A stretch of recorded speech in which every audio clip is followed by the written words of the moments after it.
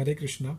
तो एक बार एक गंधर्व था जिसकी 3-4 पत्नियां थी। वह गंधर्व बहुत सुंदर था, लंबा चौड़ा, उसके घुंघराले बाल थे, उसका कंठ बहुत अच्छा था। तो एक बार वह देवताओं की सभा के अंदर अपनी पत्नियों के साथ पहुंचा, और जब वह सभा खत्म हुई तो सभी देवी देवताओं ने भगवान का गुणगान करना चालू किया। मगर यह गंधर्व कुछ और ही राग अलापने लगा, कुछ और ही गाना गाने लगा, जिसकी वजह से एक देवता ने उसको श्राप दिया कि जा तू धरती पर एक दास्य पुत्र के रूप में जन्म ले ले।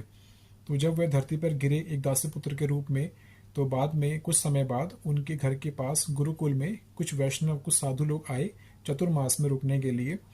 तो वह अपनी माता के साथ वहाँ गया और उनकी आज्ञा से उसने बहुत सारी सेवाएं उनकी करना चालू कर दी, और उनकी आज्ञा से ही उनका उचिष्ट खाया, जिससे उसके सारे पाप खत्म हो गए।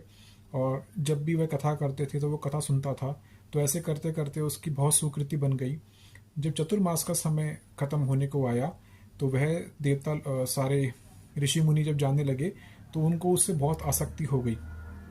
तो उन्होंने कुछ जाते हुए उसको इंस्ट्रक्शन दी कि भगवान की सेवा कर, भगवान का नाम जप कर, और हमेशा से ऐसे अच्छे अच्छे कार्य करते रहो तो तेरा उद्धार होगा। तो उनके कहे अनुसार उसने अपना चित्त शुद्ध करने के लिए भगवान का नाम जप चालू किया, भगवान की कथा श्रवण की, अलग अलग जगह पे तीर्थ स्थानों पे उसने ट्रैवल किया। और उसके बाद कुछ समय बाद जब वह बूढ़ा होके उसने शरीर त्यागा तो इमीडिएटली उनको एक नारद मुनि का शरीर मिल गया। तो और भगवान ने स्वयं उनको अपनी वीणा दी और उनको बताया कि आप जाओ और जगह जगह प्रचार करो, भक्ति का प्रचार करो। और आप जानते हैं उनके बहुत सारे शिष्य बने, ध्रुव महाराज, प्रहलाद महाराज, वाल्मीकि जी, व्यास जी, मणिकुंवर, मणिग्रीव नलकुंवर, और भी बहुत सारे शिष्य उनके थे जिनको उन्होंने प्रचार किया और भगवान की भक्ति में लेके आया। तो इससे हम देखते हैं कि हमारा संग कैसा होना चाहिए, हमें कैसे लोगों का संग करना चाहिए, यह हमें समझना पड़ेगा। अगर हम गलत लोगों का संग करते हैं तो हमारी दुर्गति होती है, हम भी ऐसी योनि में गिर सकते हैं। और अगर हम अच्छे लोगों का संग करते हैं तो हमें भगवान की भक्ति करने का मौका मिल सकता है। हम अगले जन्म में एक ऐसा शरीर प्राप्त कर सकते हैं जो कभी नष्ट नहीं हो सकता। नारद जी कभी भी कहीं भी किसी ब्रह्मांड में जा सकते हैं, उनके पास बहुत शक्तियां हैं, वह कुछ भी कर सकते हैं। तो ये सब भगवान की कृपा से हुआ, संग से हुआ।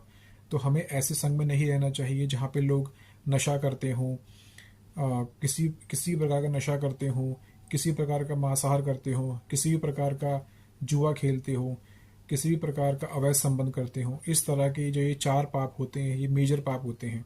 तो हमें इन सब से बचना चाहिए। और हमें अपनी लाइफ के अंदर, क्योंकि ये मनुष्य जन्म बहुत मुश्किल से मिला है, तो हमको अपनी लाइफ के अंदर साधु संगों का उनका संग करना चाहिए, साधु लोगों का।